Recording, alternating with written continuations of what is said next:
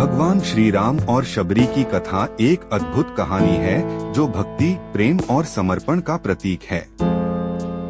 यह कथा दिखाती है कि भगवान के लिए भक्त का प्रेम और भाव सबसे महत्वपूर्ण होता है, न कि उसकी जाति, धन या सामाजिक स्थिति।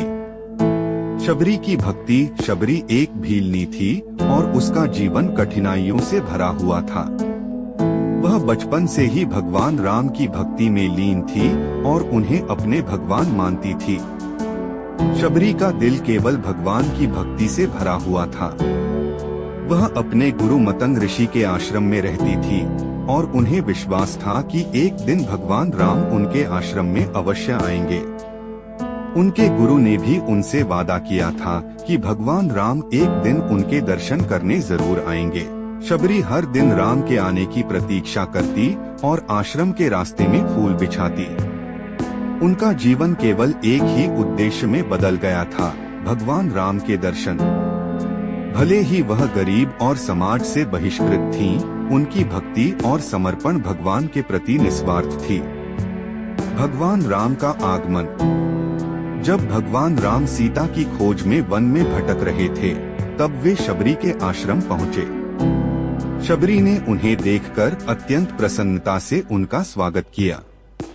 वह भगवान को देखकर इतनी भाव विभोर हो गईं कि उनके आंसू बहने लगे। भगवान राम ने शबरी के प्रेम और भक्ति को देखकर उनकी झोंपड़ी में प्रवेश किया और उनके द्वारा दिए गए आतिथ्य को स्वीकार किया। यह उनके प्रेम और भक्त के प्रति करुणा का उदाहरण है। शबरी के जूठे बेर। शबरी के पास भगवान राम को देने के लिए कुछ नहीं था, सिवाय जंगल से इकट्ठा किए गए बेरों के। परंतु भगवान को सर्वोत्तम देने की इच्छा से शबरी ने प्रत्येक बेर को चख कर देखा कि वे मीठे हैं या नहीं। मीठे बेरों को वह भगवान के लिए अलग रखती और खट्टे बेरों को छोड़ देती। उनके पास भगवान के प्रति इतना निस्वार्थ प्रेम और सेवा भाव था कि उन्होंने यह परवाह नहीं की कि बेर जूठे हो गए हैं।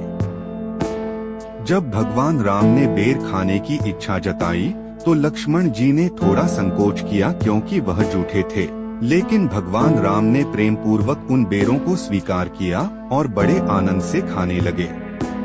भगवान राम ने कहा कि इन बेरों का स्वाद और मिठास अनमोल है, क्योंकि इनमें शबरी का सच्चा प्रेम और भक्ति है। प्रेम की पराकाष्ठा। भगवान राम ने शबरी के बेर इसलिए खाए क्योंकि वह केवल उनके भक्ति और प्रेम को देख रहे थे। उन्होंने समाज के नियमों, जाति या किसी अन्य भौतिक बातों की परवाह नहीं की। इस घटना ने यह सिखाया कि भगवान के लिए प्रेम और भक्ति सबसे बड़ी चीजें हैं, न कि भौतिक वस्तुएं या बाहरी दिखावा।